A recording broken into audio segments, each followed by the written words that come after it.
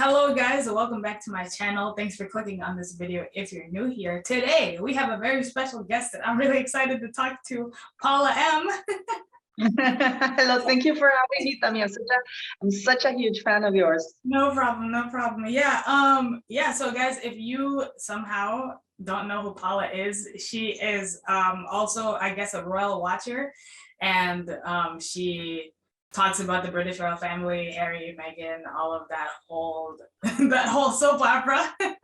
And she and I got to talk on the phone yesterday. We had a lovely conversation.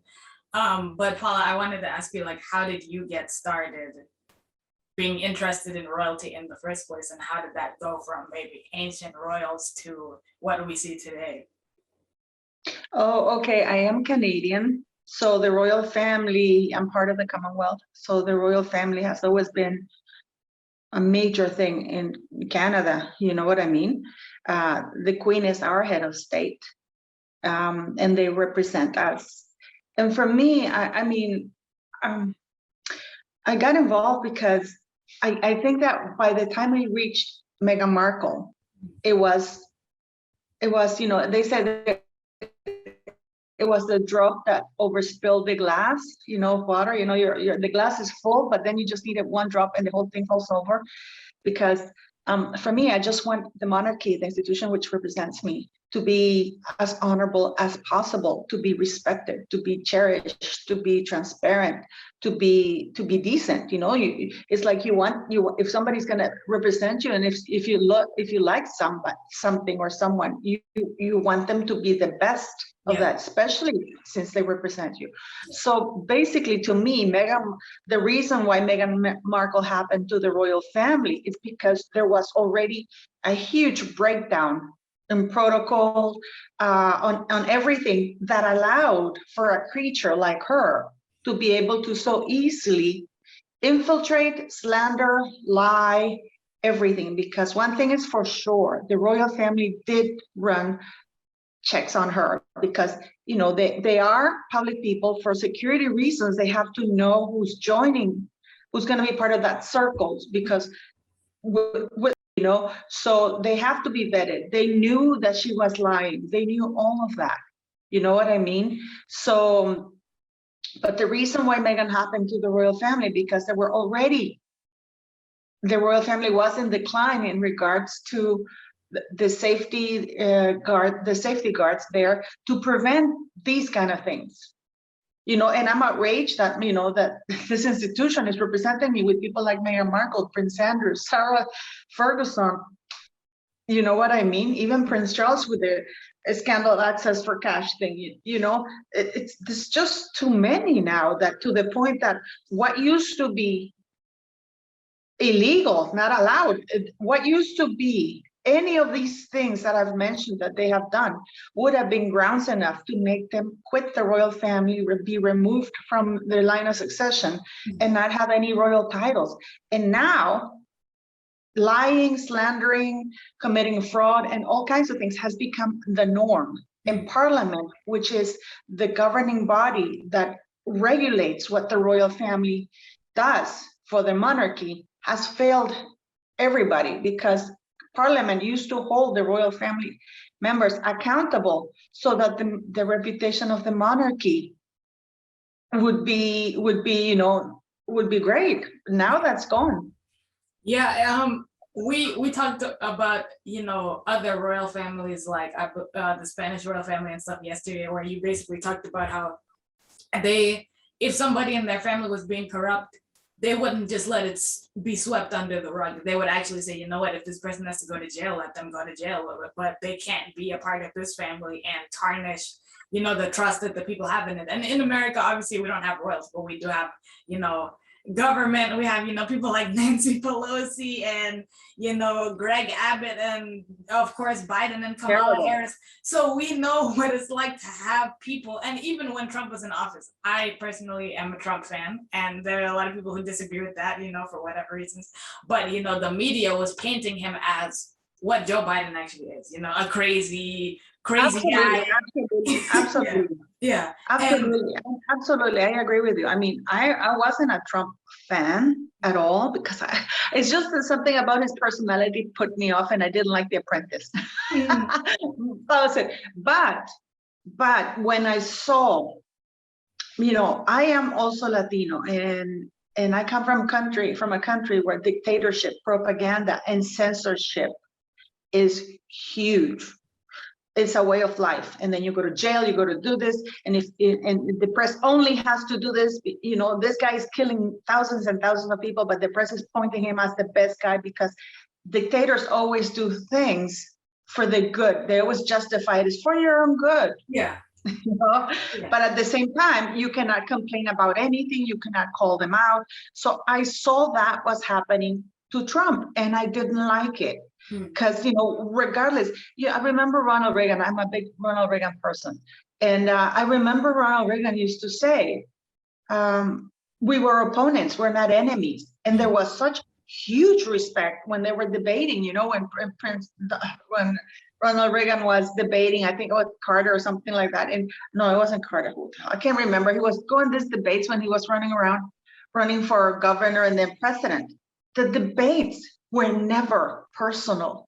They never debased each other personally. So I didn't like that about what was happening, because the entire mainstream media is doing what they're doing now with Meghan Markle. It's like completely ignoring the world media, because what she did has been reported everywhere, even in Central America, which is in countries that have dictatorships. It's being reported there. Yet in the US, you still don't hear about what she said in court. It's like how she lied in court, the lies that she said to Oprah. So I've seen it. I've seen it how they do it with somebody like Meghan Markle. And now, you know, all the things that are coming out, and it's quite dangerous, actually. I think I sent you the link that the senators are officially now submitting a letter to complain against Gillibrand because she broke safety and privacy protocol. You do not give personal numbers to X, Y, and Z. You know, at the most, you direct them to come to your office, or to direct to the office, or organize a schedule, something like that. And again, for your US people, there's nothing wrong if Meghan Markle, once the US citizen wants to lobby or get herself involved in politics. There's absolutely nothing wrong with that. But Meghan, the Duchess of Sussex, by the way, that title doesn't exist in the United States because it's unconstitutional. There's the Paris Accord of 1783. There's the there's the Attorney General 1871 that rule that US citizens cannot use any titles of nobility bestowed upon them on US soil unless they want to lose their citizenship. The titles of nobility is a piece of legislation still pending ratification in Congress. But you have all of those. You have all of that, you know, and there's that's still being allowed. So when you ask me why I am, Meghan Markle is irrelevant, but she is a symptom of everything that has gone wrong with the British monarchy, you know? And for example, I told you yesterday that King Felipe, you know, his brother-in-law, his best friend, is in jail. I think he finishes next year, 6 years in jail for cash for honors. He was trading, and he's married to King Felipe's sister, and he was made a duke.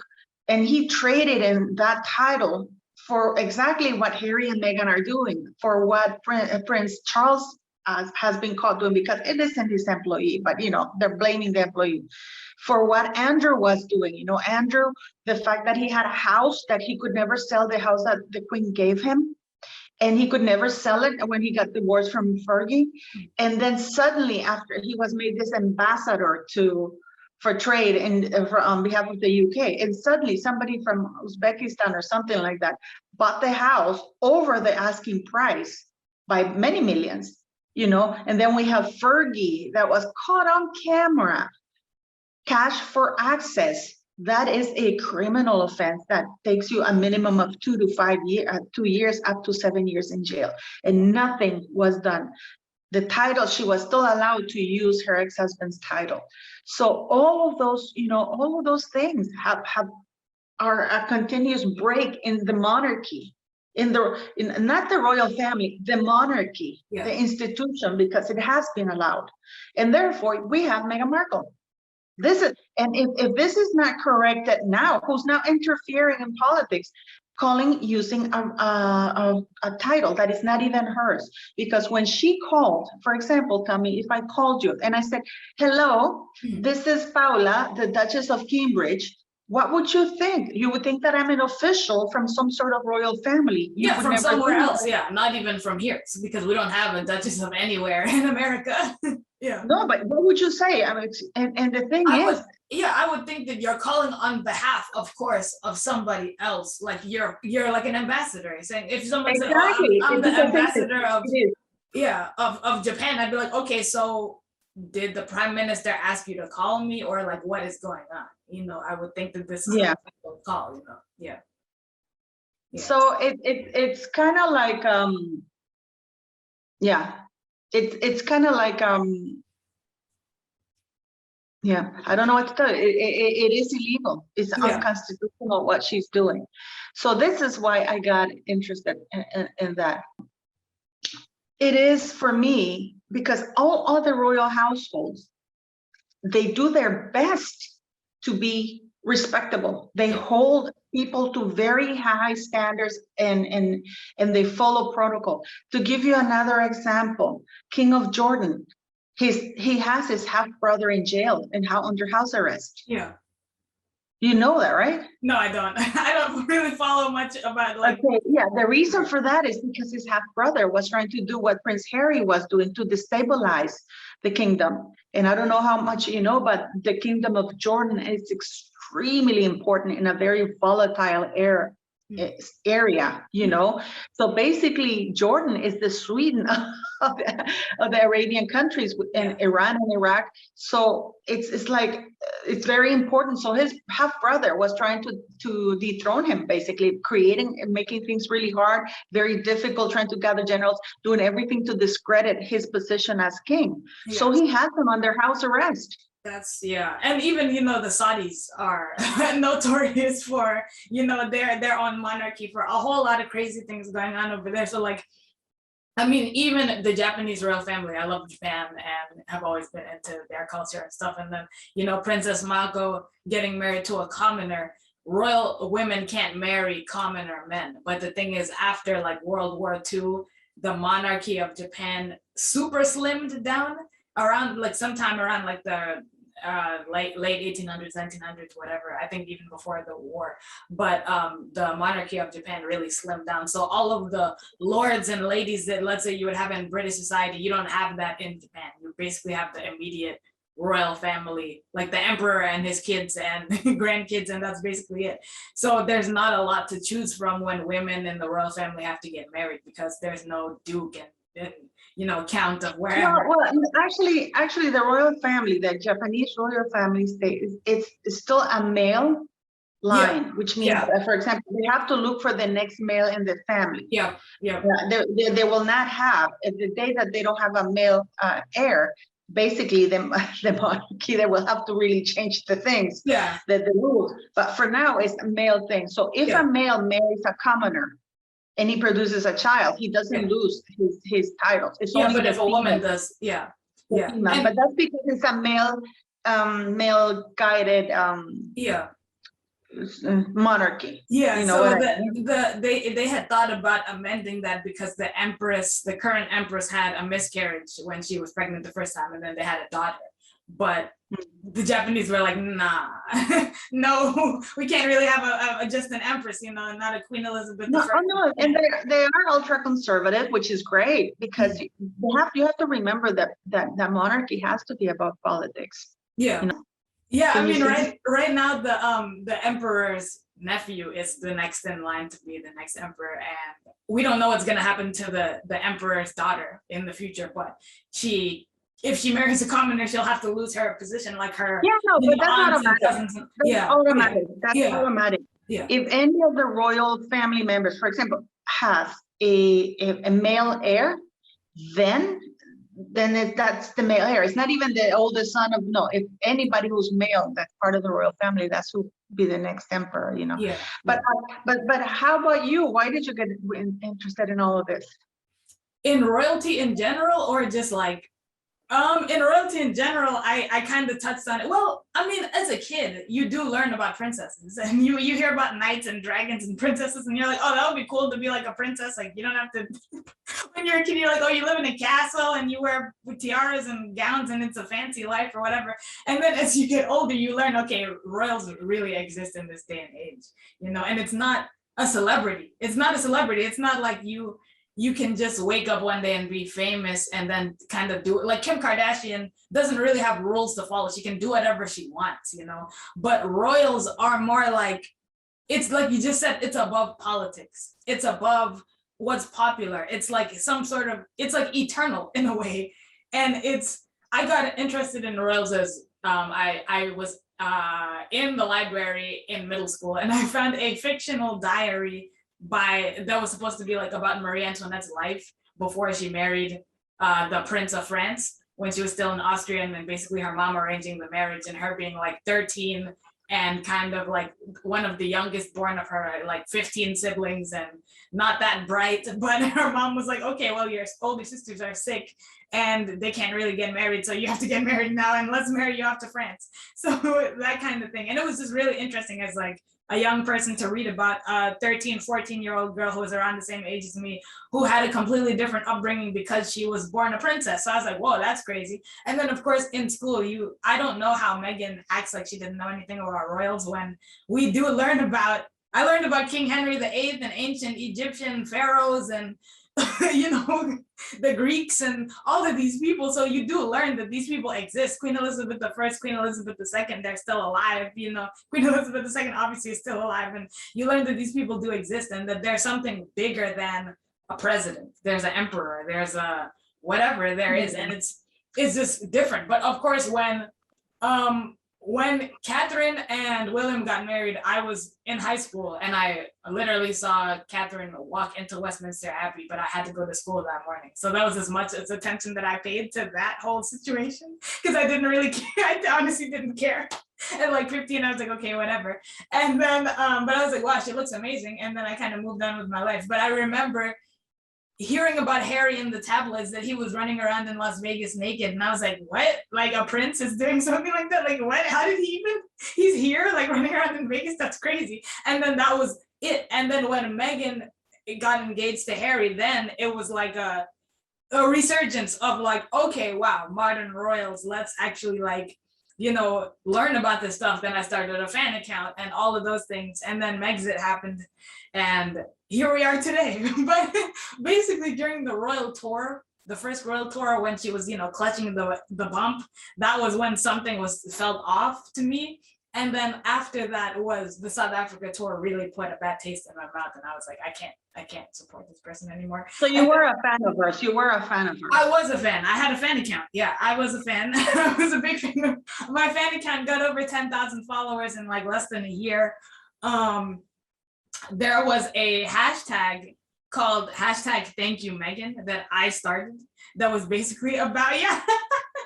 It was hilarious. But when you're in the fan account world, you really like, I mean, there's only a handful of celebrities that I could say I was a super fan of, and she was one of them, like one of like 5. But okay, so why were you a fan of it? I have to ask you now. Yes. What made you, okay, for me, from the moment I saw her, something was off. Okay. From the moment that Harry put out, you know how I found out he was dating her or whatever? Because he put out a statement. Before that, nobody cared. Nobody knew. Nobody knew. You know what I mean? She's trying to pretend now that she was like the Duchess of Cambridge, that reporters were actually on her day and night, 24 hours, 24/7. And we never saw this was calling the police to truong on her home, saying that there were reporters outside. The police would show up and there was nobody there. Not her home had been broken in. But when I saw her and I saw that statement, I'm going, oh, he's dating somebody? Yeah. And then he said something about attacking her because her race. And when I saw her, I saw a picture of her like, what's wrong with her race? You know, what is white, you know? Yeah. And then who is she? And then, you know, she's in Toronto, and I don't know, I'm from Toronto. Well, you know, I lived in Toronto, right? I'm like, I never heard of her. What does she do? Yeah. She's into a show called Suits. She's a supporting role or something. She's almost always naked, you know. But they were already trying to portray her as a star, the Hollywood star. And I'm like, Hollywood actress. but this is, and then I started thinking, something is not right. Nothing, the narrative that was being put out there did not match with the research that was being done. And at that time, they were only dating, you know? So nothing made sense about anything. She looked off. There was something off about, no, I'm serious. Yeah. Something off about her, because she was like, to me, she seemed hungry for publicity. To me, she was like, this is a Z-list actress in a cable supporting role who's going to milk this publicity for all it's worth. And I was actually quite surprised that Buckingham Palace allowed it. And then it made sense what happened, because Buckingham Palace had been telling her not to disclose it. And then she made up the thing that they were breaking into her home, that she was being followed. Had she been followed, you would have seen news everywhere of Meghan Markle being followed in Toronto. Exactly. We never saw it. You know what I mean? There was nothing. So the narrative for me did not cut it. And when I saw her engagement thing, did not cut it. And I tweeted, I remember I tweeted and I said, this woman, because this woman is gonna get she's sweet right now. Just wait till she gets the marriage certificate. Once the signature is there, she's gonna say, screw you. And she's gonna vilify the royal family. She's gonna trash everybody, and she's gonna take off. Because then you start seeing the pattern of things. You know how she was with Trevor, then with Corey Vitello, you know, and then you start hearing stories, you know, in the press and everything else, you know, and her profile. It put me off that the press and the royal family were trying to make her more than what she was. No, exactly. You know? So for me, I didn't understand. There was nothing for me to look up to her to, you know what I mean? Yeah. Like, so I don't for me, I'm surprised that you said you were a fan. So what made you a fan of hers? What were the qualities that made you a fan of hers? Well, the very first time I ever saw Meghan Markle, I was online doing something. I don't remember what I was reading, maybe like, you know, when you read fashion blogs or whatever.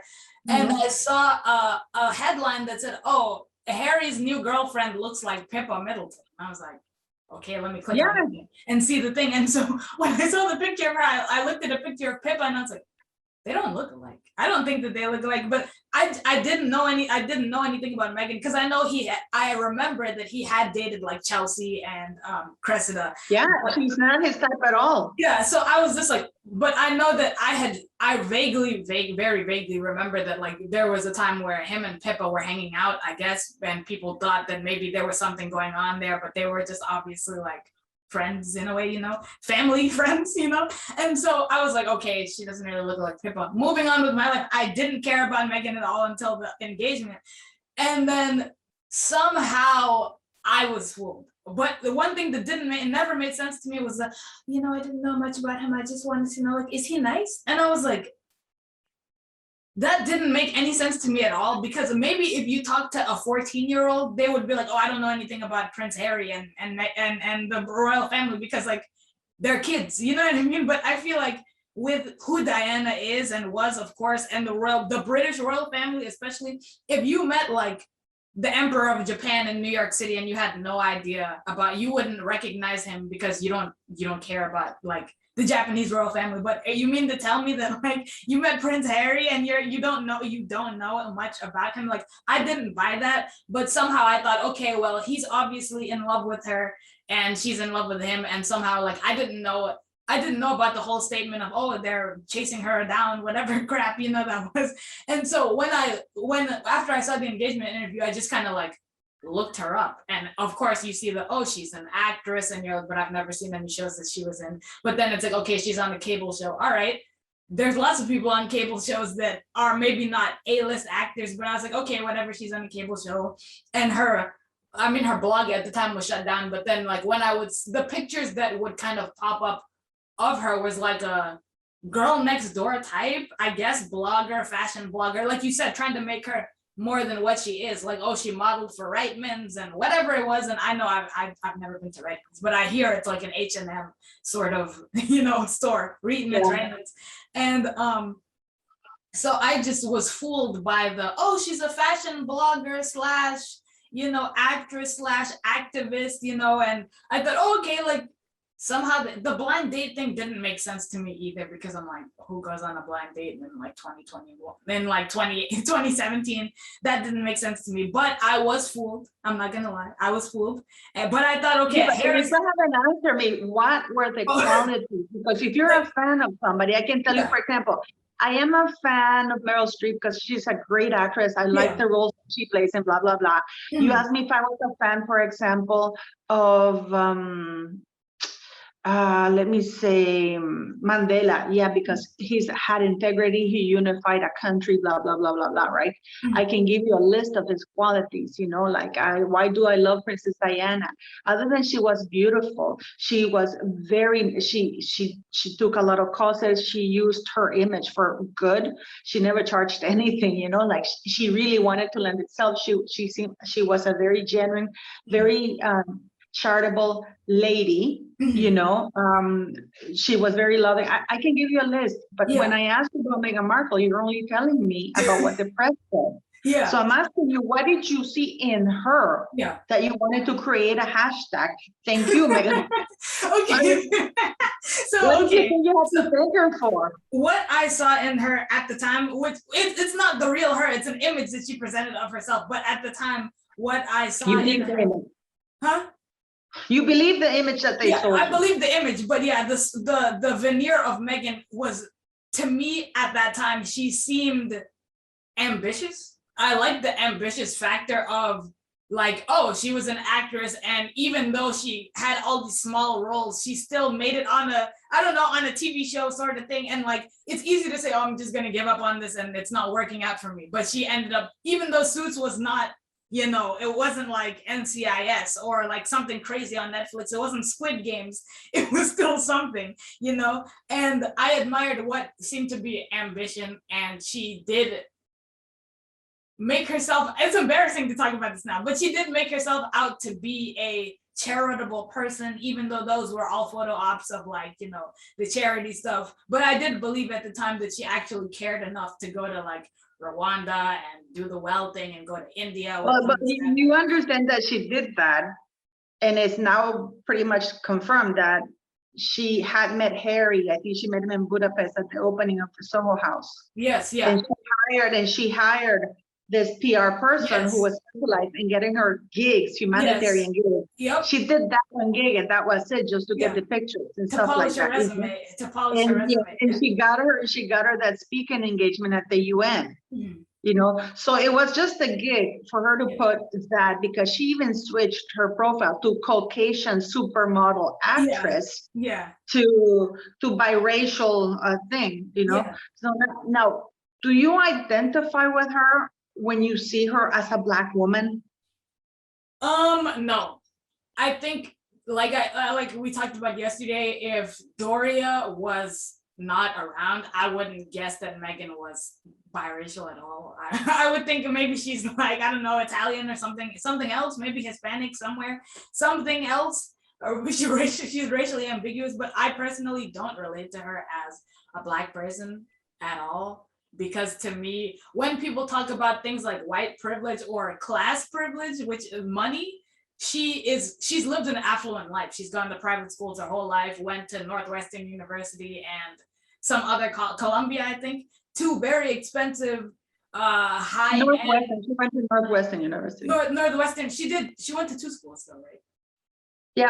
Yeah. So she went to two different like private colleges that are very expensive, and like she's an elitist, obviously. And I personally, there are other half-Black celebrities that I feel like I could relate to more than Meghan Markle. Like, I just personally, like, it's embarrassing to me that she's trying to use the race card and the Black card, because her whole life she has benefited from her rich white dad, who basically gave her everything, and also, provided a nice life for his wife at the time, Doria, and Doria, like, you know, Meghan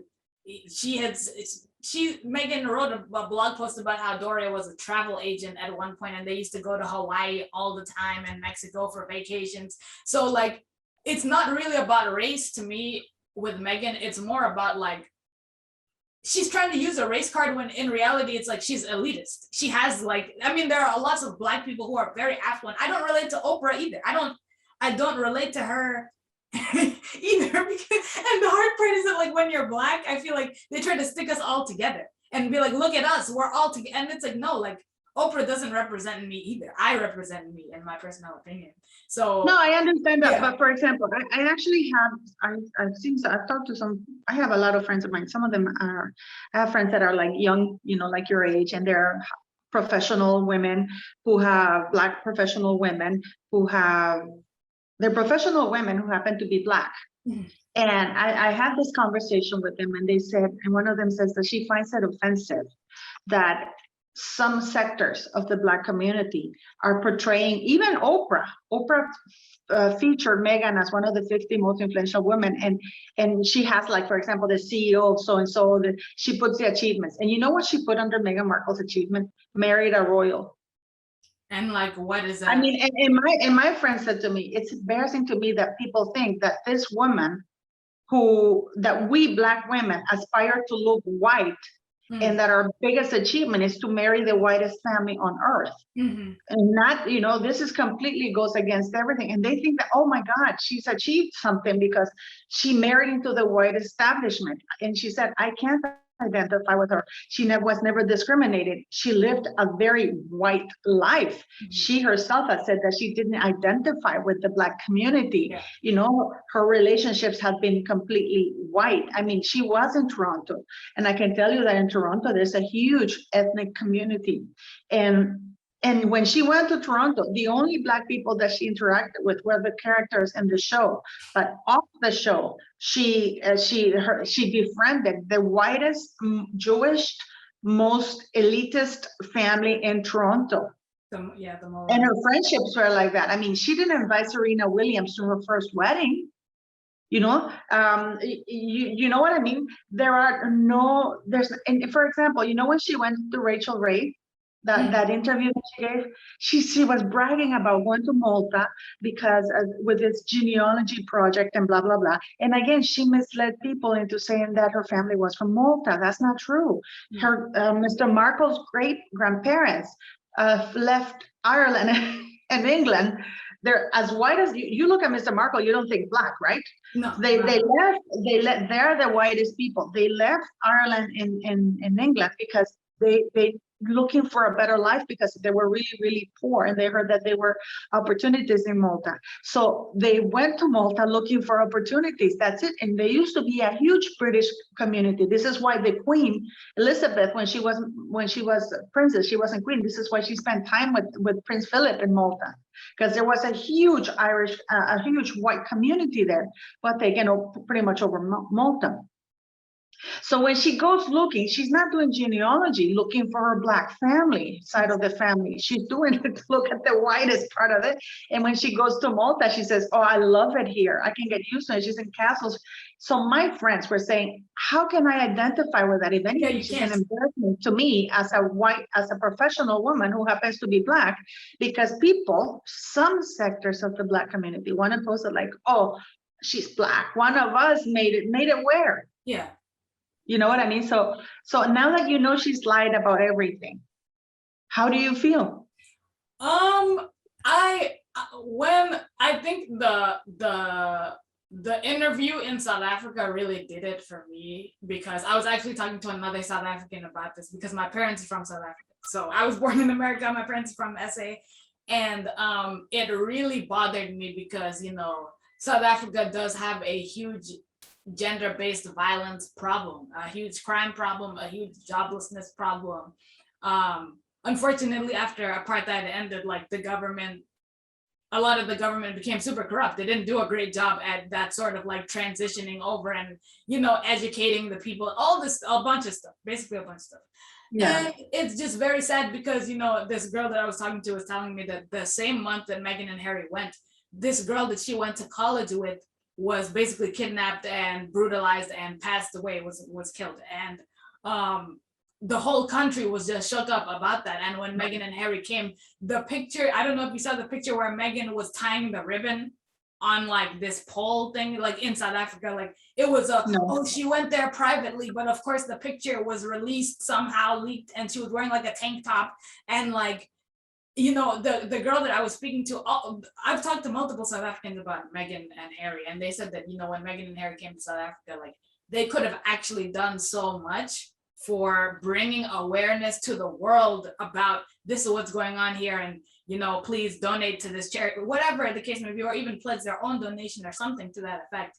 And they could have visited the girls, you know, memorial place and brought awareness to that and paid their respect. But Meghan went there in a tank top merching and did it in secret, and the photo came out on Meghan's mirror, of course, saying, oh, you can get the tank top here and all this kind of stuff.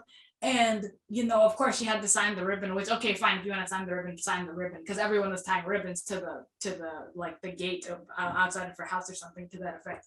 And then of course, you know, they made it about themselves. Oh no, nobody asked me if I'm okay. When you literally visit a center where girls are learning how to do martial arts to fight off potential rapists, you know, you just are like, nobody asked me if I am okay. Me, the Duchess of Sussex, me living in a you know, in some fancy palace. But those surrounded by security. Yeah, surrounded by security. Her Royal Highness. And you know, the whole, also she didn't wear her wedding ring to South Africa because she wanted to be low key. South Africa literally provides so much of the world with diamonds. Nobody's gonna steal. Like you see, though, it's those small little things. So okay, you can jet set to Australia and go to Toronto and flash and splash, but oh, when I go to Africa, I don't wear my wedding ring. I think she wasn't wearing it because she had more stones put on it. That's why. Well, I mean, she modified the ring, yeah, and she put more stones to it and stuff like that. I don't think it had nothing to do with. I mean, we did see the ring at Trooping the Color after Archie was born, and we saw the stones put on the ring then, you know, so it was like. Then she added another one though. She added another band. Yeah. Yeah, I did see that, but for us, it was like, I remember saying to somebody, like, I think it was even my mom who was like, what does she mean she's not wearing her ring to South Africa? Like, we're not going to steal it. No one's going to steal the ring. Like, what? So it was just, offensive, we were all offended. Like, it was honestly like, you're not going to wear your ring because what? The little black kids are going to jump up and try to take your stuff. You know, so it was like, then she pulls I'm here as your sister and as a woman of color. And like, it was the interview and then suing the press the last day of the tour. And when Harry went to this place, he went to Angola and did the whole landmine walk thing, and you know, pulled the whole. That was so fake. That was so fake. That was very fake. And when he was talking to the press, and he was like, "Oh, I'm not gonna be bullied into playing the same games that killed my mom. Like me and William are on different paths now." It was like, dude, you cannot be. This is not the time and the place. Like, why are you coming to Africa? And the thing about it is Africa in general, but also the world, you know, with British colonialism at the time, it still leaves a bad taste in a lot of people's mouths about the fact that, like, you know, Europe and the scramble for Africa. So you have like a British prince coming on African soil and complaining about, you know, his life, when it's like, dude, look around you. Look at how, you know, there's certain places. Not only that, the purpose of the trip was for them to highlight South Africa and the projects on behalf of Her Majesty the Queen. Exactly. It wasn't, and they used it for something else. You know what I mean? Mm-hmm. Mm-hmm. Exactly. So yeah, that was when I was like, yo, I can't do this anymore. And then of course, like the day before Catherine's birthday, where they're like, we're leaving the family, surprise, on Instagram. And it was like, I was like, nah.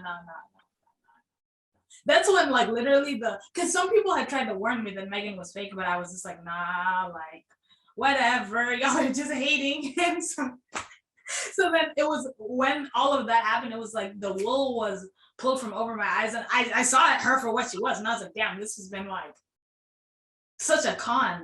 Like, this woman is obviously, and the thing is, I've seen it with other celebrities like Taylor Swift, for example, like rich woman, very rich, extremely privileged, and is where she is because of, you know, feminine wiles, if you want to call it that, whatever you want to call it, but then you still play the victim, you know. So it's like Taylor Swift, extremely wealthy, pretty woman in general, can sing and play guitar, and she's good at songwriting. I like her music, but it's the constant "I was hurt by a man" and "men are trash" sort of vibes, like, that she keeps perpetuating. And it's like, dude, Taylor, maybe it's you. Like, and even the whole thing of like dating a guy for 3 months, writing a whole album about it, and putting these little digs in that she's It's not, a little bit intense, you know? yeah, so she's not like, it's like that victimhood of like, you know, these elitists. And even Adele recently did a sit down interview with Oprah and was like, I'm telling my truth and whatever. And it's just like, it's exhausting, because there's some women. Yeah, it really is, because these are very privileged people. Extreme. And now Adele is writing about her divorce, and how she's saying the guy gave me stability and everything like that. So where's the heartache? So when you got divorced, but he's still your friend. Where is the heartache there? Yeah. No, it's a big deal. It's not like he killed you, or you know, he beats you up, competing with somebody. You just, you know, it's just a divorce. Get over it. You know, and they're both sitting there all happy. Oh yes, and I'm great. And your truth. No, you are truth. Yeah. No, your truth. No, you are truth. I mean, there's no your truth, his truth, their truth. There's facts and lies. Period. Like, people need to understand there's truth and lies. There's reality and fiction. That's it. There's no because how can we live on an earth with 7 billion people with my truth, then what is the truth? There's only no, it's a version of events, but then you have the facts, you know, and then you have to work around. It's like, for example, when they find DNA in a crime scene, the fact that they found DNA says that the person was there. That is an irrefutable fact. Yeah. You know what I mean? If they find that the DNA on the murder weapon, you know, and you can't, that's a fact. Yeah. Now, to find out what went around that and how your DNA got there, that's a different story. But even that can be scientifically proven. So for me, there's no such thing as your truth, my truth. No. Your version of events, which have been disproven by facts. Like right now, she went on Ellen and said that, oh, I had that Ford Explorer and I used to get out from the trunk. What happened to the other 4 doors? Yeah, you know what I mean? That's it. And then I sent you the Samantha interview with Dan Wooden. I sent it to you. Samantha saying that is also a lie, because the Ford Explorer that she got, it was a new car after her father got in an accident with a Nissan, and insurance gave him that Ford Explorer, and he gave it to Meghan, which was brand new. So, and then she's going, that's another lie. I mean, this is a woman that lies. And you know what's terrible? You know why she keeps lying? Because she's being called a liar elsewhere. So she uses geography. Okay, I'm going to go to California and I'm going to be woke, because I know that she's smart in that way. She knows that the mainstream media, as long as you say the things that you want to say and you talk to the people you want to say, they will cover your lies. But it's going to come to a point where, you know, her market, even in the United States, if she gets too poisonous and too toxic, she won't, the US market is going to drop her butt. You know what I mean? And that's going to happen with this trial, when this goes to trial, because pretty much it's in everybody's opinion that this will go to trial. And and the problem that she has with that is that if she wants to drop the lawsuit, she will have to pay everybody's expenses. Yeah, you know what I mean? And on top of that, the Daily Mail will sue her for contempt and for lying and for wasting their time, because she has wasted their time, and they will sue her for contempt because she committed perjury. There's no two ways about it, you know. She committed perjury. This was not like me saying, Tumi, do you want an ice cream one day 5 months ago? And I go, do you remember when I offered you ice cream? And you were like, no, I don't remember. This is from what we now know, that she had routine meetings with Jason Kanoff to discuss the book and to tell him emails, texts, everything. And not only that, from one of the emails we have, that Harry says, if you're not going to talk to Carolyn Duran about it, again, Carolyn Duran works for Oprah. If you're not gonna talk to Carolyn Duran and Omid about it, can I? Which means that there was direct contact between them. Because how is he gonna talk to, if Jason Phillips is not gonna talk, he's asking, can I? Yeah. Can Meghan? That means that they had direct contact. Yeah. You know what I mean? And there was, for example, the last email where he said, I don't advise the Duchess to talk to her friends, to tell her friends to talk to the press. This is at the end of December, which means that he knew that Meghan was coordinating the People magazine thing. You know what I mean? Yeah. And then we have, so there's a lot. So this will go to trial. So she will be sued. Even if this goes to trial and she drops the charges, she will have to pay almost like £4 or £5 million on legal fees. And then on top of that, she will be sued by Associated Press because of her lies, because what this caused, the effect of the reputation that it had, because she's going everywhere. Oh, I beat the newspapers. I beat the newspapers. The newspaper is not going to let it sit that way. You know what I mean? Yeah. I stand for truth.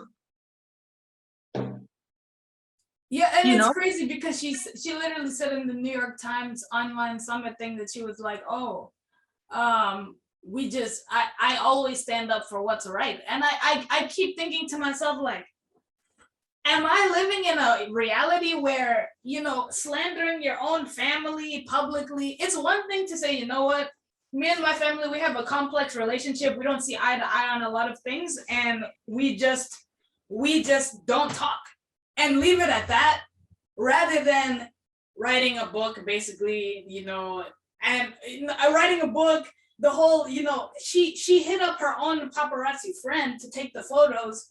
The guy who took the photos of Thomas Markle has taken photos of Meghan. So I personally believe it's her go-to guy for photos. I personally It's the same guy who took the picture of her and Archie walking outside of her house. And she didn't sue him. She sued the guy who took the picture of her in a public park that doesn't even show the face of the child. In Canada. And she sued them, and the people went bankrupt. But she doesn't sue the guy who's the same guy that took the picture of Mr. Markle and all of her other pictures while she's walking with Archie and shows his face.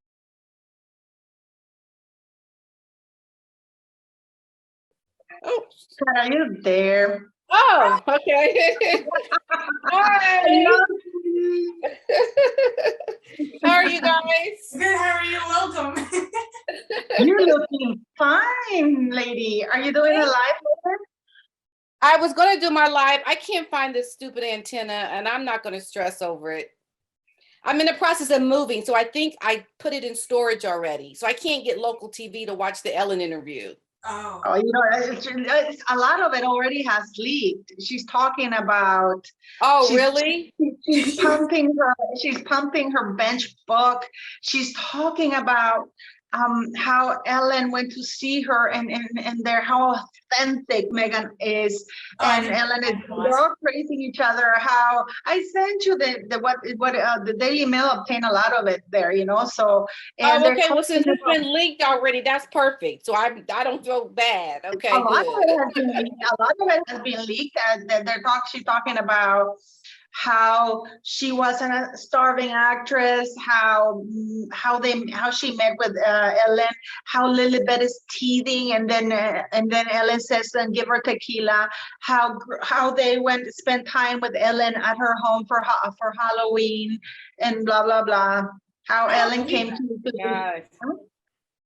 She's so pretentious, huh? She really is something else. Okay, that's good. Okay. So what are you guys talking about? Hi, Tumi. Nice to meet you. Me too. I've been watching your videos for a long time. I've been like a silent admirer. Oh, thank you. I've watched yours too. I remember your first video when you talked about you were a fan, and then after you saw her doing certain things, you changed your opinion, right? Yeah. And then, you were given the facts, the truth about her. So, hey, we get it. That's what we talked about, why she was a fan of Meghan Markle, because I said, what made you be a fan of hers, right? But she says this because she bought what the press was selling, basically. Exactly, right. And most people will do that. the mannequin. You know, when you go to a store, the mannequin, the clothes look good on the mannequin, you know, because they style that way. So that's how I felt about her, that like, you know, she was this charming, you know, hardworking actress woman who cared about whatever she says she cared about, whatever crap. But it was all, and the thing about it is like, okay, so I myself, I'm an artist, and I guess YouTube is entertainment, but like with art and entertainment, there are people who do craft a persona, and like they decide, okay, like what do I want to look like? What do I want to act like? What is the story that I want to sell people? And like I also write fictional characters in the comic and in fictional books. So like I know how to make up things and make up people and make up scenarios. But the thing about it is like when you tell a lie, you have to keep lying. You can't keep the story straight. So it's like if I'm not a fiction is should be for books only and comics and movies, not not for your real life, right? Yeah. So it shouldn't be. Yeah. And that's the thing that really pisses me off, because when you are a fan, and you, especially when you run a fan page, it's like a Wikipedia article. You basically do the digging and you figure out this person's whole background and their kind of paper trail to how they got to where they are today. And so for me, it's still so disrespectful for Meghan to just freaking lie when we're like, dude, your fans have chronicled every outfit that you've worn, all the tours, all the events, and you literally want to sit here and lie and say, I didn't leave the house. I know. I never left. They chained me to the floor. Like, no, it didn't happen. Just blatant lies. That's the problem. You know, like, why would you do that? Yeah. It's she has to have some kind of disorder or something. I don't know. It makes no sense. It really makes no sense. Yeah. Well, to me, what I think it is like, it worked for her because you see, and I was talking, I've talked to you about this a lot. I said that this kind of behavior, when you're like that, when you're a child, and you know that, is even now we do it. We see, okay, if I do this, oh, nothing happened. Okay, that's an encouragement to continue, right? Keep doing it, right? Exactly. So from child, she learned, okay, if I do this, I get this response. And then she never gets called out for her lies. In fact, her father covered for her because out of love, you know, he probably didn't, because he was the one being manipulated and blinded by his love. He failed to see all the red alerts. But this is a woman who had 36 years of life prior to getting to the royal family, testing the boundaries. How do I lie? If I lie like this, okay, I have to behave this way so I can get what I want here. I have to do. So this is a woman who's done that. What we're seeing right now is though that before, this is just my opinion, before she always didn't have a big platform for her lies to be called out. I mean, what happened for her is like she either disregards people or people completely cut her off, like Yukii, her best friend of childhood all her life. That wanted nothing to do with her. So this is what this woman does. It's like either you're my accomplice in my lies or I'm done with you. That's it. So this is a woman who doesn't have long-lasting friendships. She has alliances. You know? Alliances. That's exactly right. She has made, you say, why does she keep lying? I'll give you the most public to date thing, the court. She was found out lying. This is, and I was just talking to Tumi about it. It's not something that, oh, you know, it's like if I said to you, do you want ice cream? And you go, no. And then months later, I forgot that I asked her to eat ice cream because we were talking that she had, according to what Jason Kanoff says, routine meetings for months. It wasn't just one meeting, right? No. It was stated in there that he had since August, when they found out about the book during the summer, through Carolyn Duran, who works for Oprah. So during the summer of 2018, they were aware of the book and they were in meetings with Jason Kanoff on how to do that up till December 2018. So, and he says in this statement, we had regular meetings to discuss about the book. Exactly. But my question is this: why would she then lie and say, oh, I forgot about that, knowing it was more than one meeting? She's insane. Right? She has to be. She's still counting on the fact, first of all, she's trading on the royal family's platform and position and influence in the courts. You know, that's number one. She's trading that she's using her title. So she gets afforded because of unfortunately, she gets afforded more leeway than anybody else would. But I don't think that this time is going to cover it. She says, oh, I forgot about that. But now, this is why they're seriously thinking about the perjury charges, because it wasn't just one meeting. It wasn't just one email. It wasn't just one conversation. It was a sustained thing, which makes no common sense. You can maybe forgive one email, maybe one phone call, but you can see that she's also telling Jason Kanoff not to include Samantha Cohen, her PA, in this, because Samantha Cohen would have said to her, you're lying. You cannot do this. You're not allowed to do this. Either you get an authorized biography where we can openly contribute and it will be on the record, but because the lies that she was saying, she didn't want it to be authorized, because that would make the royal family liable for slander. You know what Samantha is doing right now? That she's going to sue Meghan for libel and slander, and because you saw her interview. So this is why she didn't want to do an authorized biography, because that would have made the monarchy, the royal family, the office of the Duke and Duchess of Sussex liable, and she would have had to be truthful. They would have been liable for. I'm trying to think what would they have been liable for? Because the lies that she said in the book. And all yes, for the book, anything. When you as a royal, you authorize a biography, it's with the understanding that they give you access to all the royal archives, you have access to the employees, and what we're talking about has to do with you as a royal, as a working royal. This is why you don't get into personal stuff, and whatever is said has to be approved for by Buckingham Palace. Oh, okay, that's why. So she didn't want Buckingham Palace approving everything that she said for an authorized biography. I don't think it has to do with approval. I just think that for example, the things that she said about Samantha were disgusting and they were all lies. You know what I mean? Right. So she could have said those things about Samantha if it was an authorized biography, because the palace would have had to approve or see if that was the case, because they would have been liable. Okay. Exactly. And also, I think that also. But she's getting away with it. She's getting away with it. You ask me why she continues to lie? Okay, the Ellen interview was done a couple of weeks ago, but it's just coming out now. You know, like when she did that thing, the online thing, I think the things hadn't come out yet. You know, the online thing in New York or whatever it was, the online thing.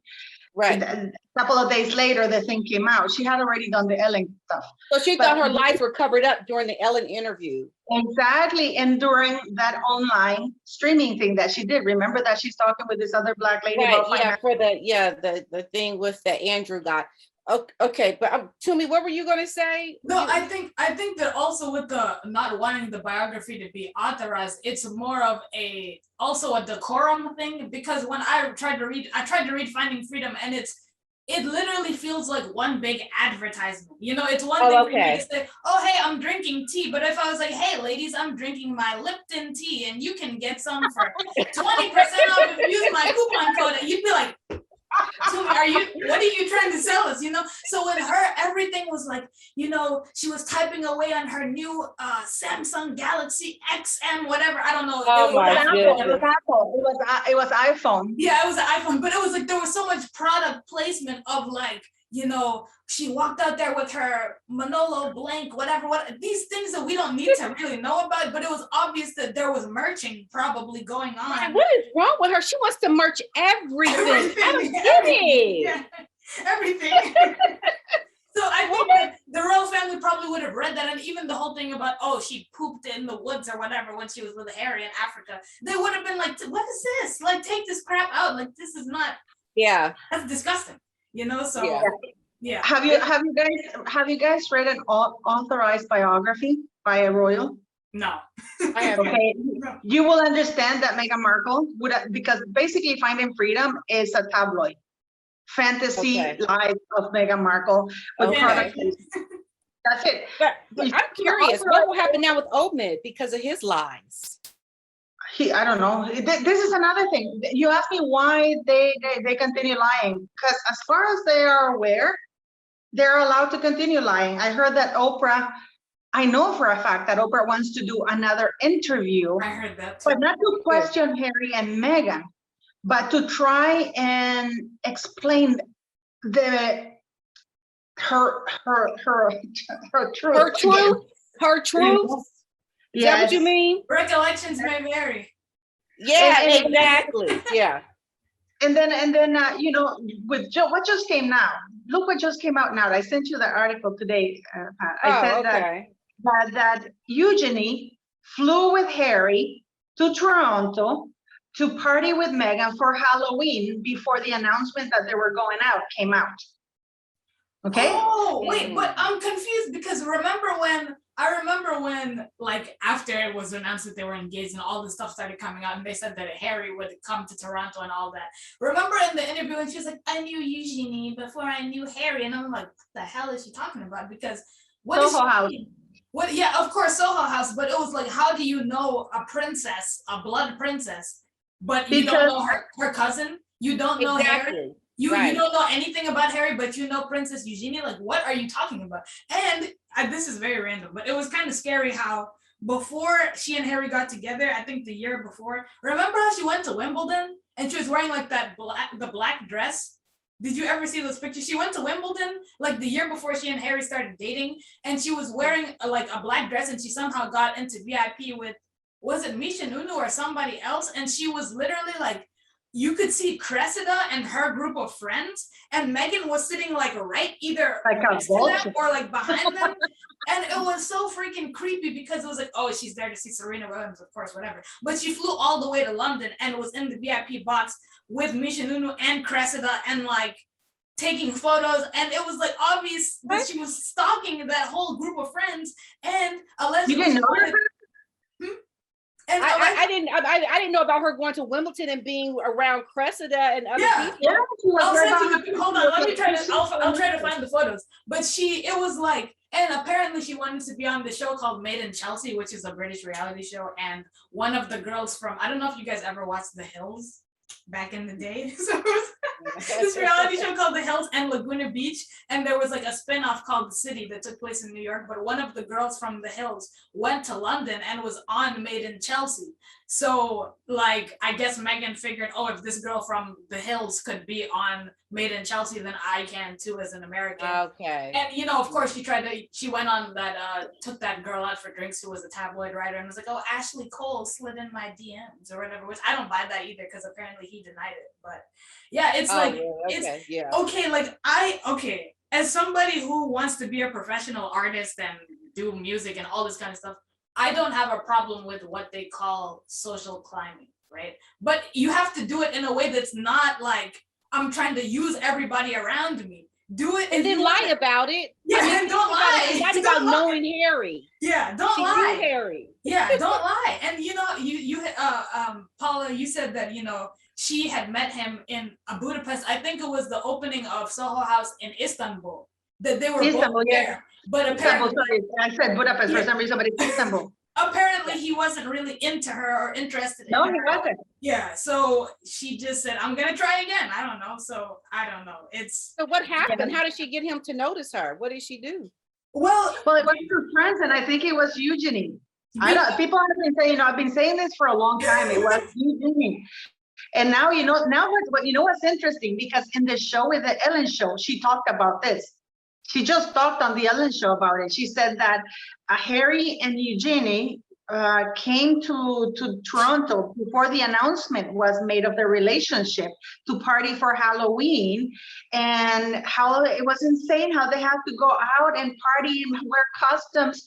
And I was thinking, and this guy, whenever they want, royal family, they fly under the radar. I have organized those kind of trips for other royals, you know, not the British royalty, but for other royal families, you know, members of other royal families. So I can tell you that whenever they want, they go under the radar. And yet he couldn't take a trip to meet Mr. Markle. Exactly. Yeah. It doesn't make any sense. I'm trying to find those Wimbledon photos right now. So the picture of her in the white shirt, that's the interview that is out. Yeah. Yes. Okay. Okay. It's so funny, you know, when Jesus Enrique Rosa, the body language guy, says she looked like she's playing maracas. And then, Yes. She looks like she could be playing the maracas. Oh, man. no, but you asked me, why is she lying? Because you have two bullies, Ellen, and you have Meghan. At least Ellen is not a liar like Meghan, but she is a bully. You know what I mean? Yeah, definitely is. Yes. And the thing that is I find that is a common denominator in people like Oprah, Ellen, Meghan, Serena Williams, even Michelle Obama, is that when they get caught out, they never apologize. Instead, they double down and they say, how dare you? Oh, they try to turn the tables. Yeah, look at Oprah. Look at Oprah with Harvey Weinstein. exactly. You know what's She crazy? has never said sorry about, how about John of God? How about the big scandal in her school in Africa? Where is, you know what? I was wrong. Where is the humility? They talk about being humble, about being truthful, about being authentic. I hate that I hate that word. Sorry. I don't want to swear in your channel. I hate that word. You know, it's called not lying. It's being honest. You know, and they have become so arrogant. They are so arrogant that what they do is they gang up. They look for a number of, they get more people into their lives. So the bigger the numbers, the more they are going to quiet you down. So this is why Meghan gets Serena, then she gets this, she gets that, she gets Beyonce to say something on her channel, she gets Oprah Winfrey to say something on her channel, she gets Michelle Obama to say something, then you suddenly see her and Ellen, you know. This was recorded a while ago because they think they get strength in numbers. And because these people are not calling her out, it's an incentive for her to continue. Exactly. I've always said that they have to call her out, because if they don't, people that normally support her will continue to support her because they're buying into her PR. They're buying into the publicity lie. But if they hear someone credible speak out against them, then they'll take a second look and be like, oh, so-and-so said that about Meghan. Then they'll really look closer at her lies. Yeah. Because they take what these people that are credible say as pretty much, hey, validation that we need to think like you, because you're validating some things that I heard but just kind of brushed off, right? So it's very important that they do that. And I don't know that they will, to be quite honest with you. Well, I'll tell you when they will do it. You know when they'll do it? When? If Harry dumps her, because the only reason why there are people like Ellen, like she said in the interview, I used to come and park my car over there, and she would have never gotten anywhere near Ellen. You know what I mean? Were not for the fact, because how did Ellen introduce her? Meghan, the Duchess of Sussex.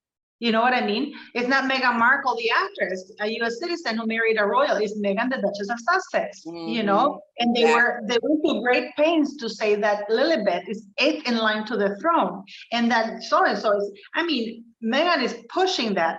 And let me tell you something. The only reason why they tolerate it is because she's still with Harry. Once that's gone.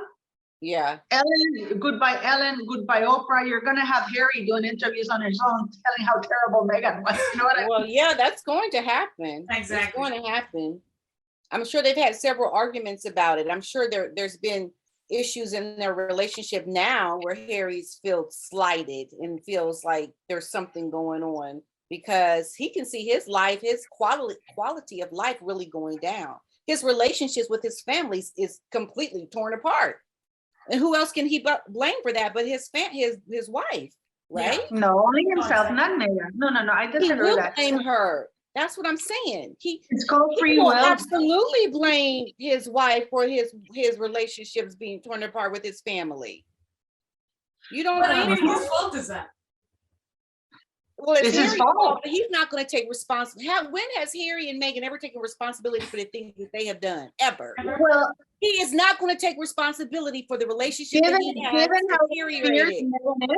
Given how fierce and ruthless Meghan is, she will turn this, I mean, she won't have a big platform, and it would be interesting to see whose side Oprah, Ellen, and all of them take, because well, I got to give it to Prince Harry, the fact that he left everything behind to bring her over to California, and won him kudos, because then people say, he must really love her, he gave up everything. So it's going to be harder for her to vilify him, but it's already started.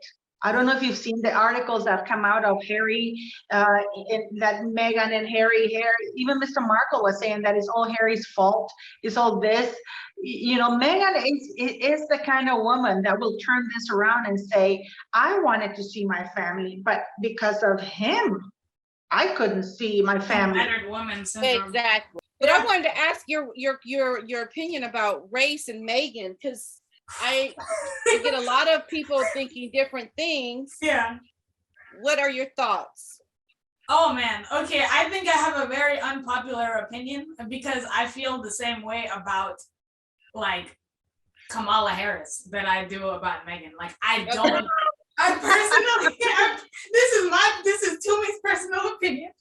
I don't speak for anybody else. This is my personal opinion. Okay. You're I personally feel like that also growing up as being African in America, there was also a weird divide between Black Americans and like African, Jamaican, Black people from other places. What part of Africa are we talking? My parents are from South Africa. South Africa. So definitely how in South Africa you could be an African as a white person. Yes, 100%. Okay. Yeah. So you guys have a completely different way of looking at race than we do as Americans. Yeah, exactly. Okay. Exactly. So like being born and raised here, like I got personally made fun of by other Black kids. Oh, of course. Like, oh, you're African.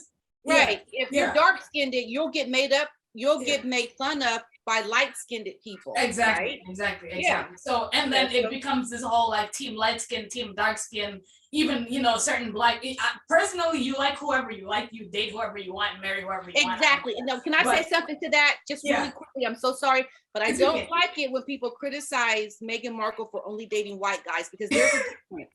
Yeah. You know why? Because you like who you like. Exactly. No, I agree. Who you like, and it's no different than the Black guys that say to me, well, your husband is white. Yeah. Well, these are the same Black guys that only date light-skinned Black women. Yeah, or white women. Yeah.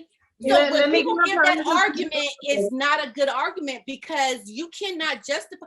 The difference is that Meghan should try to incorporate more with friends that are Black, because she doesn't try to have friends that are Black. She definitely wants to be a part of the Caucasian, the white, friendship. She wouldn't hang out with a group of Black girls. But it's even odd, because she doesn't have Asian friends. She doesn't have Indian friends. She doesn't. Exactly. So that's where she identifies that. So like, at the end of the day, for me with race, I'm like, your race is the least interesting thing about you. If we have things in common, if we like the same foods and watch the same movies and think the same way in certain aspects or whatever, we can be friends. It's cool. I like to learn about the world, which is why like I'm obsessed with Japan. The 13 days I spent in Japan was the best time of my life. And you know what I could imagine Black people saying to me? Why would you spend your time learning about the Japanese culture? They would consider that as a form of, that's just like you dating a white guy. Yeah. Because we as Black people are so critical. If you are not really strong pro-Black in every part of your life, you're not really a Black person. And I have a problem with that. And I don't think we should make fun of Meghan for saying she's only dated white guys, because you love who you love. That's different than only assimilating. Let me give you a big parenthesis there. I don't think Meghan Markle, at least from my perspective, is getting criticized for dating only white people or being around only white people. She does. People do say that though. For me, it's the hypocrisy that she's using the Black race and trying to appeal to the Black crowd as though she's always been Black. Didn't she even have a boyfriend from high school that was light-skinned Black say that he was her first kiss? Because now she's trying to say, I'm one of you. Yeah. Black community. Well, she has never been anywhere near the Black community. Exactly, And that's wrong. When she was in South Africa or somewhere in Africa. If she were honest and say, you know what, I am not Black, I live white all my life, I like white boys, I consider myself white. Even she said that she never identified with the Black community because she was too light skinned. But now she's saying, that never made any sense to me either. Now she's saying, I am Black. Yeah, I am Black. I'm being discriminated against because I am Black. Yeah, and she never has gotten discrimination. Because I tell you what, Exactly. when you look like her, you do not get discriminated against because you don't have dark skin. You may have maybe Black people doing that to you, but it certainly ain't the white people. Because when they look at you, they don't see a Black person, a person of color. You can pass even the whole argument about, you know, making people, you know, oh, she was too white for Black kids. When you go to majority private schools, especially like in California, okay, we know that there's like, you know, the 90210, Beverly Hills 90210, Right. like that sort of demographic, and you know, the Kim Kardashians who went to Sacred Heart, and okay, there are affluent Black people all over the world. Mhm. There are Black people in the 1%, but when you go to private schools, it's not an all Black private school. That's it's not right. an all Black, you know, like there's obviously gonna, and the thing is, this is America where honestly the majority of people are white. Like there's not 50% Black people in America, there's 14% of the population is actually Black. So it's like this whole, it's not like if we went to the Congo and you said that, okay, or we went to, and I can't even say South Africa, well, yeah, I can, but if you went to, I don't even know, Nigeria, where like it's 99.9% Black, just like Japan is 99.9% Japanese, and you said, okay, I went to the school and everybody was one race, and but even Meghan, she's white passing, and even she said, oh, some people thought I was Italian, some people thought I was a Sephardic Jew, people don't know what I am when they look at me, sort of vibes. So if she went to an all Black school, I'm pretty sure she wouldn't have been bullied. No. It's the lies how she perpetrates that. Yeah. She's been affected by it. And that is where people have the problem. If she was going to private schools her whole life that were majority white, Asian, maybe Indian students, where are the Black kids that were discriminating against it? Where are literally, where are they? Can you show me her friends from, I can pull up pictures from high school right now where we're all, there's other Black people that could say, you know, where is it? Where are the receipts? Like where? Right. Like, No. But if you look at a picture of her with the naked treaty, that they're both wearing really red lipstick and really up close, they're both as white as each other. And the teachers in school said that they were surprised when they saw Meghan's mother at the graduation and saw that the mother was Black. Oh, Doria never made an appearance at school.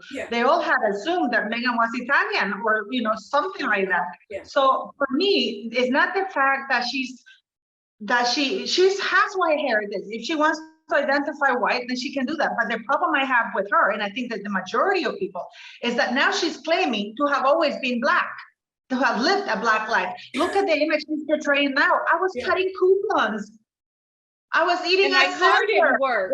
You know, car door didn't work. I got in through the back, the trunk of the vehicle. You know what's crazy? I just saw on Twitter this morning, somebody had posted a video about that whole thing, and they said she stole it from, there was an ad in 2000 with Catherine Zeta-Jones where it was a car commercial, and she was like, you know, it was like, you know, she was obviously the actress in the commercial and paparazzi was flashing and all that, and she left this like party and the car was parked, but the person next to her parked too close, so she couldn't get in the door. So she literally opened the trunk, got in the trunk and crawled through and like was able to get in the car and back out because the valets couldn't do anything. So people were like, she obviously saw that as a kid or something, or a teenager on TV, because there are people who literally just steal other people's stories. They will literally just like, you know, they say, oh, you know, when you tell your parents something or you tell somebody something and then they think it's dumb, and then when you're at a dinner party, they want to tell the story like they are the ones who originate. Oh, I was reading this book and, you know, such and such said, and you're like, I told you that a month ago and you thought it was stupid, and now you're telling. So I feel like she has been one of those people who's like, let me just come up with something and create false memories and say, oh, I used to crawl through the, and like Paula said before you got on, that what about the other doors of the car? Like, what about the other doors? If there's a passenger door, you're not like a NASCAR driver, and I'm sure NASCAR has two, you know, you're crawling through the window. Like, what are you talking about? Right. Yeah. That's exactly right. She's such a liar. It's really scary because I tell you, get in her orbit, you don't know what she'll lie about on you. It's terrifying. You know? It's terrifying. It's honestly terrifying. But you guys are black. Okay, you beautiful ladies are black. Doesn't it upset you that this white woman who has lived as white her whole life, and this is the point that I make, because I call her out for that. You know that I call her out for marrying white and having white friends. It's not because she has every right to, but I call her out because now her narrative is, oh, I am black. Yeah, I am black as they come. I was discriminated in Hollywood. Yeah. So now that is why I say, wait a minute, you are not black. You went into Rachel Ray searching your genealogy of your whitest family who had fled to Malta, and Malta was actually heavily British. This is why Princess Elizabeth at the time moved with Prince Philip, her husband, to Malta, because there was a huge, heavy British migration, and this is why her Mr. Markle's great grandparents moved from Ireland and England and the UK to Malta looking for money, you know, for a better life.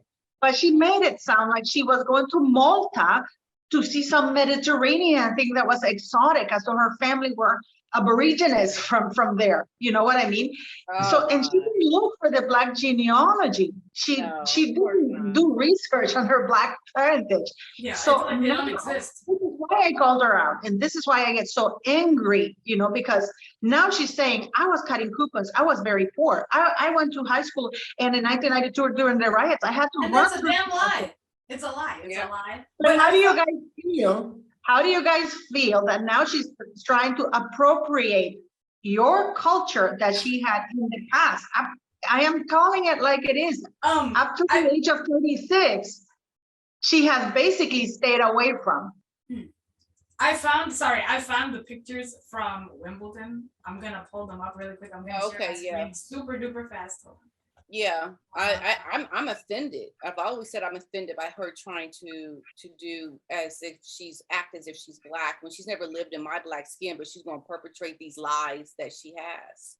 So here are the pictures of her from Wimbledon in 2016. Oh yeah, I remember that. Yeah, and then her in the royal box with Polo Ralph Lauren. There's Cressida. Oh my goodness. Yeah, and then here's Meghan, and then there's Cressida right there. So she was like, really just, you know, and then. So do you think she was trying to befriend them? This one. Well, absolutely. This woman has been positioning herself for years. It's crazy because they had tried to say that, oh, she was already secretly dating Harry at the time, and I don't believe that. No. Because apparently that was, I think, maybe in April of 2016, and they claimed they met in May, June, the summer of 2016, whatever. So it's like I said, social climbing. If I know that, you know, all right, there's a Japanese singer that I really love, Ayumi Hamasaki. If I know that her producer or songwriter is going to be at a party, and I go to the party, okay, fine. That's me maneuvering myself to get in that line of sight with those people.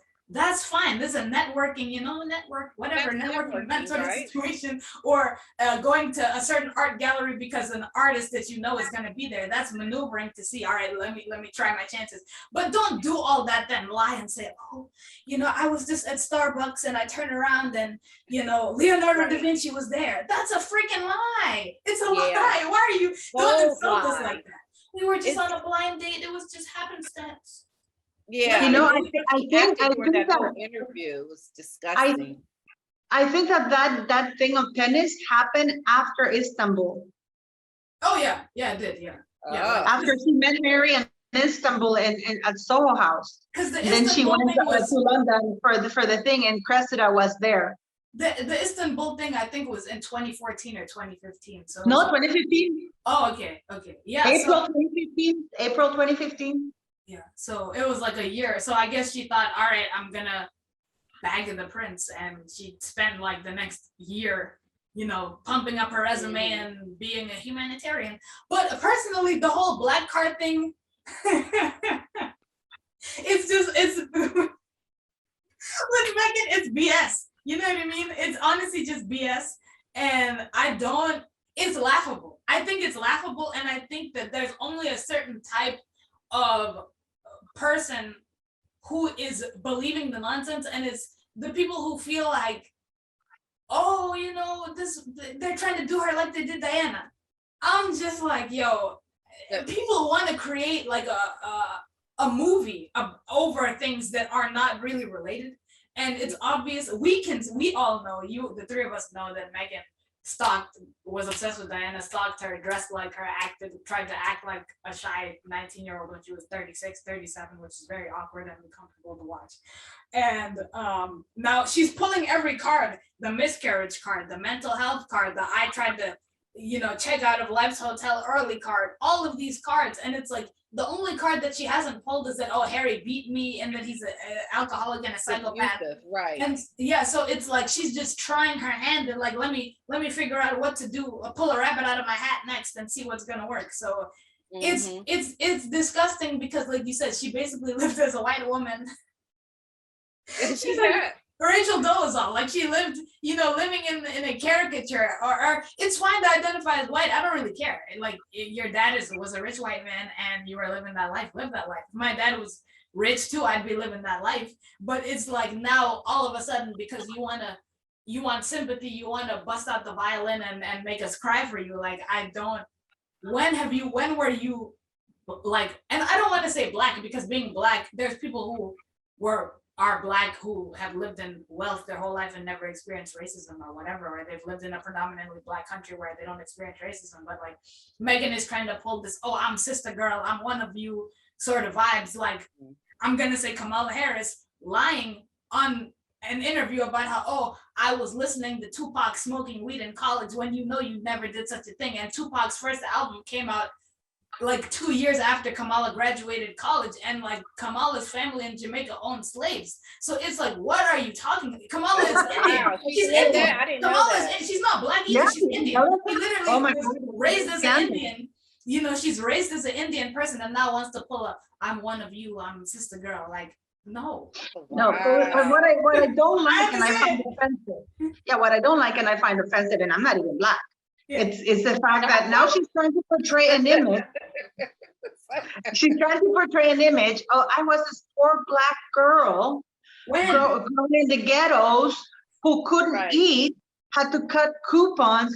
Our family barely made it to Sizzler, and that's me. I'm a poor black girl who ran through the streets in 1992. And I'm a Cinderella. I'm Cinderella. And that they suffer discrimination, and and what's worse, and I'll tell you why. You would think that this woman would have learned something about her lies being called out, and Oprah Winfrey, right? She goes in this interview and then she lies, and not in in two interviews. At Ellen, she also lied, but in the online stream thing, when she says that she was cutting coupons, and that and what was it that she said, that this is not a, when they asked her about politics, calling It's not political. I'm not political. This is just what's she's right. copying Princess Diana when she was in Angola. That why it was. This is not Princess Diana said this is not a political issue. This is a humanitarian issue. So that's exactly what she quoted Princess Diana. And as I think I told you, but the difference is Princess Diana was not cold calling senators or MPs of parliament. If anything, she was saying was far away from them. So now, this is what bothers me now. And what's worse is that nobody's calling her out, because this is what she keeps doing. And why is the queen, why are they not doing anything? Because the queen, I was talking to Tumi, and I said that she asked me, why do I care? First, because I'm part of the Commonwealth and I grew up with the queen and stuff like that. But for me, it was a breakdown of protocol, rules, a violation of and breakdown of protocol and rules that culminated with Meghan Markle, the lives of Meghan Markle. And that breakdown had they, and I was talking to them about it, that all of the other royal families in the world, all the other monarchies, they strive to be as respectable and uphold the rules. They have strict protocols, and they're held to those protocols.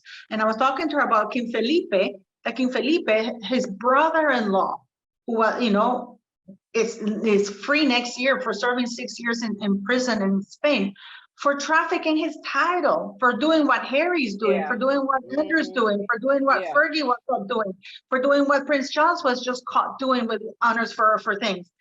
And he said, you know, because that is illegal. That is, I don't, you know, and this is what people don't understand. It is illegal. There is a law. They created an act of parliament in the UK for that, you know, and that applies to royals.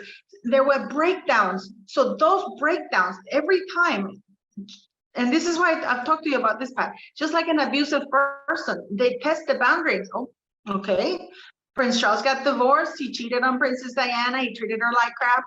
But, and he's a divorced person. He was with a married woman, but that's okay. Had it been, and the problem that we have is that Parliament is failing the people, because Parliament is the body that holds the royals accountable in order to keep the monarchy respectable. So they are failing them. That's absolutely. Because, yeah. If they were like with the Duke of Windsor had been that, you know what, you can't do that. It's either or. Which is what it should be.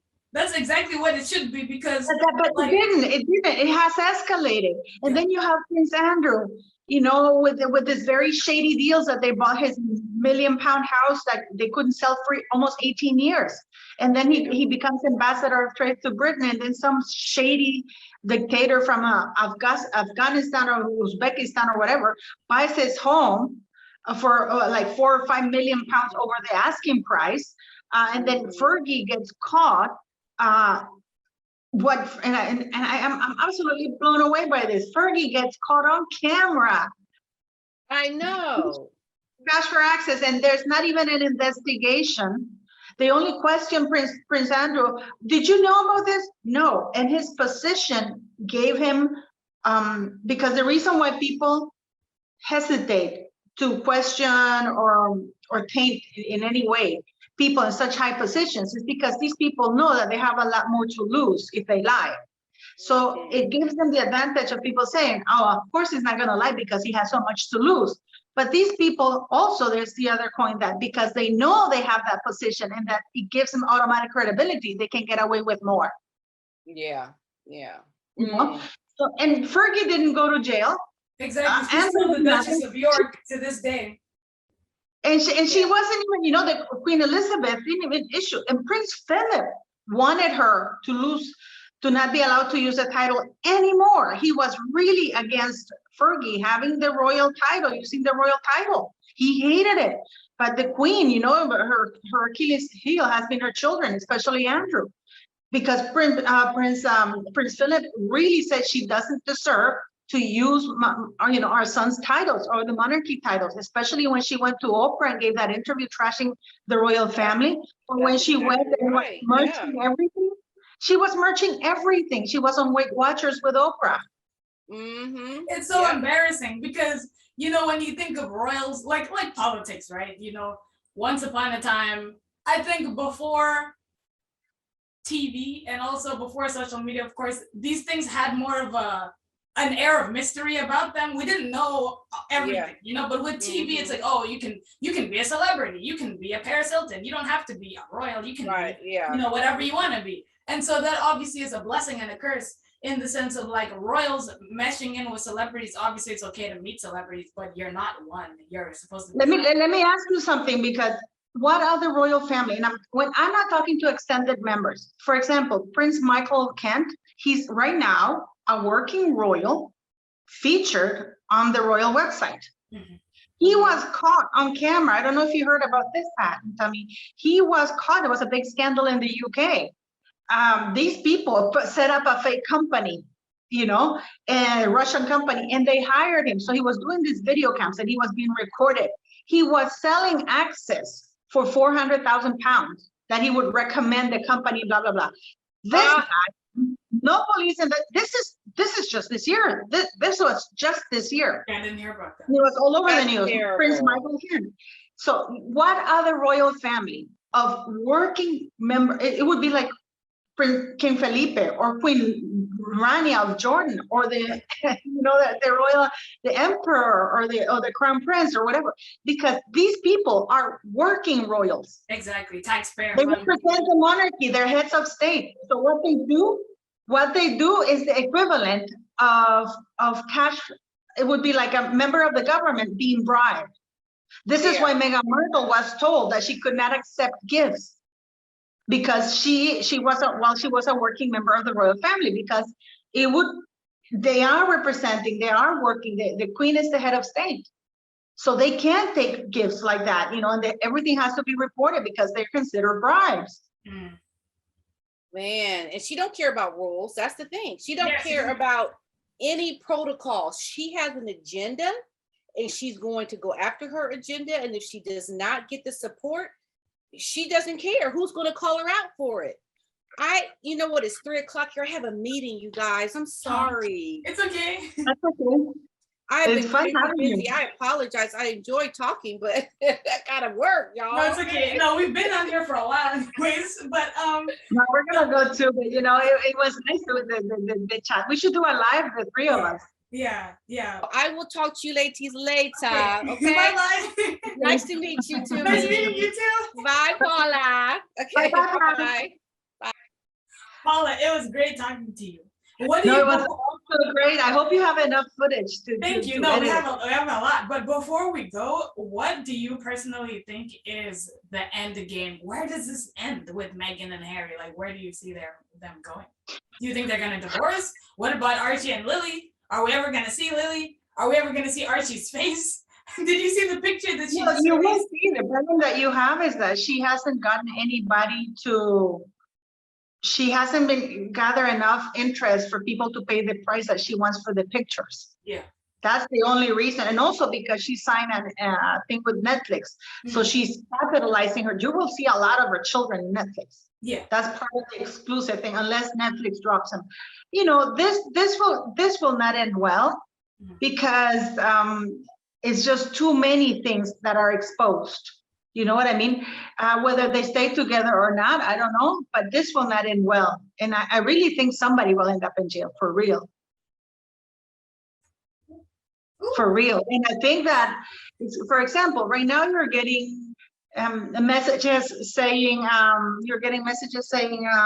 that the queen invited them, and they're saying no. Yeah. It's gotta be ended, but not only that, I think that this thing going to trial is gonna be, it's actually the beginning of the end, and it's not gonna go well. That's just my opinion. Yeah. I agree. We'll see. I guess it's kind of weird because we're watching history in front of our own eyes happening. It's like, this is a prince of England, like literally a real prince who left everything. He will be. I mean, the queen can remove those titles. And this is what people don't understand. People say, "Oh, he was born a prince." No.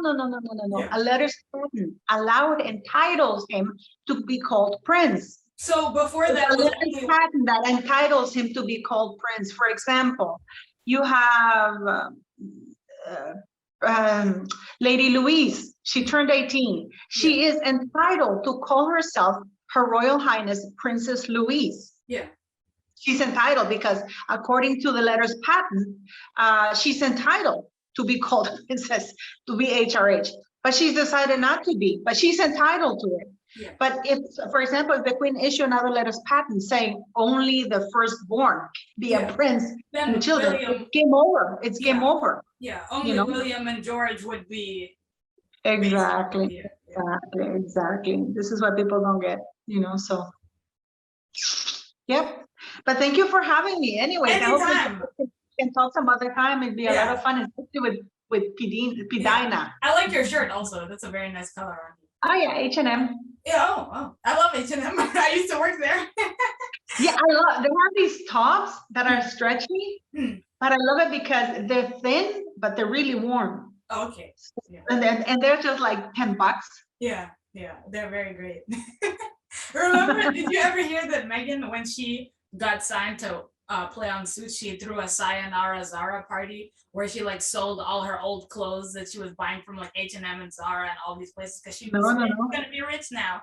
So She had to get rid of I all didn't know. the I didn't know that. I can imagine she probably did that. But yeah, I didn't know that. No. Yeah. All right. It was really great talking to you, Paula. Okay, thank you for having me, Cindy. Have a good day. Thank you. And make sure that you guys subscribe to her channel if you don't already. She gives great talks about the royal family and she's a blast. And she knows a lot more than me, honestly. So I'll see you on your channel. Bye-bye, Cindy. Bye-bye.